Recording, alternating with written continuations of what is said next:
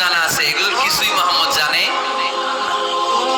ইহুদিরা এসে হাজির, মুহাম্মদ আমরা কালিমা পড়ে মুসলমান, সে তো মহা খুশি, তাই আসো, তবে শর্ত আছে। কি শর্ত? 3টা প্রশ্নের উত্তর দিতে পারলে লাইন ধরে আমরা সব কালিমা পড়ে ফেলবো। কোন 3টা প্রশ্ন বলো?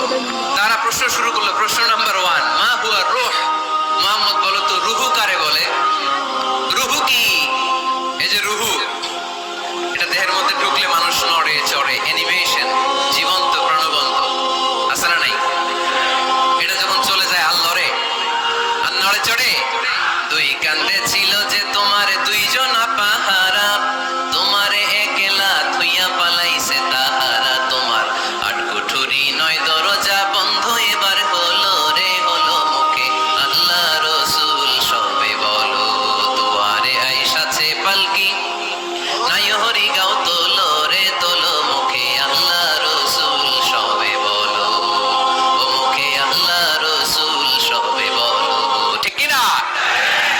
আমাদেরকে একলা ফেলে যখন রুহু চলে যায়, দেয় কোনো নাড়াচাড়া নাই। ইহুদিরা বলল, প্রথম প্রশ্ন রুহু কারে বলে বলো।